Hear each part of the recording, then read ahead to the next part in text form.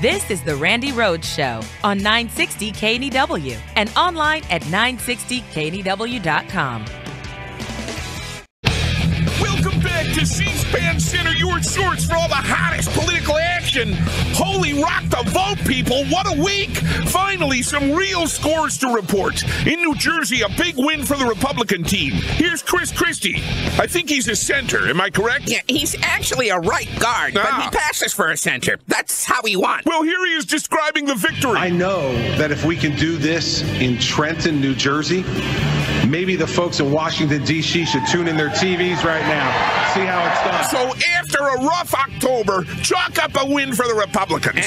Not so fast. They're not accepting the results. The Democratic team. No, the Republican team. What? Here's Christie's teammate, Sean Hannity, running over his own player. I don't know what the big appeal of Christie just based on the record is. Okay, that doesn't make any sense. That really puts the Republican team in a hole when coupled with their loss in Virginia. Yeah, about that loss, they say that it was really a win. Here's the GOP's, ready? Ken Cuccinelli! Trying to take points off the board. I'm gonna miss saying that. After the game. Despite being outspent by an unprecedented $15 million, this race came down to the wire because of Obamacare. Now, hold on here. Isn't Ken Cuccinelli the Republican tight end? Yeah, very, very tight end. He's the guy who wanted to make it a penalty for any player to line up behind the center, if you know what I mean. So he preferred the gun. Well, it makes sense on a certain level when you think... It's not a very high level. No, not at all. Stay tuned to C-SPAN Center. Coming up,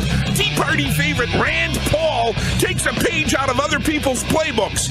Lots of pages, in fact, verbatim. And we'll revisit this classic from old-timer Zell Miller. If dueling were legal in Kentucky, if they keep it up, it'd be a duel challenge. I think that's actually Rand Paul. That's funny. It sounds like Zell Miller. I understand. One more time before he goes away. Ready? Okay, one more time. Cuccinelli! Wonder what that means in Latin.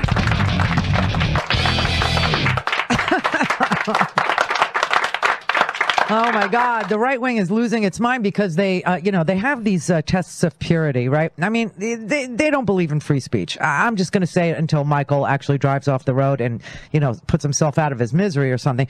But, yes, they don't believe in free speech, Michael. And here's how we know. They think money is speech. Speech isn't speech. Money is speech. Money is property, Michael. Property. But they got you convinced because that's what they do with propaganda. And their propaganda machine must be left undisturbed each and every day.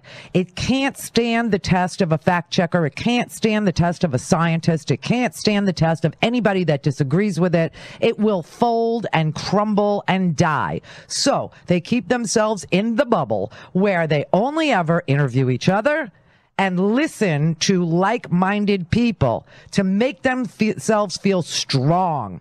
Meanwhile, all their policies have destroyed the American middle class, has destroyed almost everybody in this country financially, whether it was savings you had in your 401k, your pension fund that you've been contributing to for 30 years, whether it was your home and you invested in it and you were, trying to hang on to it, all bets are off. But look, they don't believe in free speech. They have these entire networks devoted to like-minded people interviewing each other.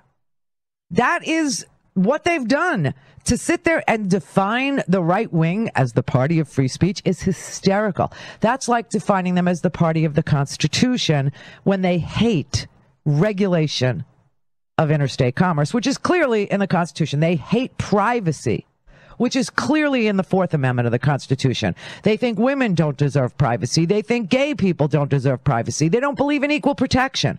They don't believe that you should be able to enter into a commonly available contract known as marriage, which is licensed by the state, dissolved by the state, and only by the state. They don't believe that certain people should be allowed to enter into a commonly available contract. And they're so full of hatred. It's amazing. They practice birtherism. They lie about this president's origins. They lie about his parents. They lie about his grandparents. It used to be, you never attacked a person's mother.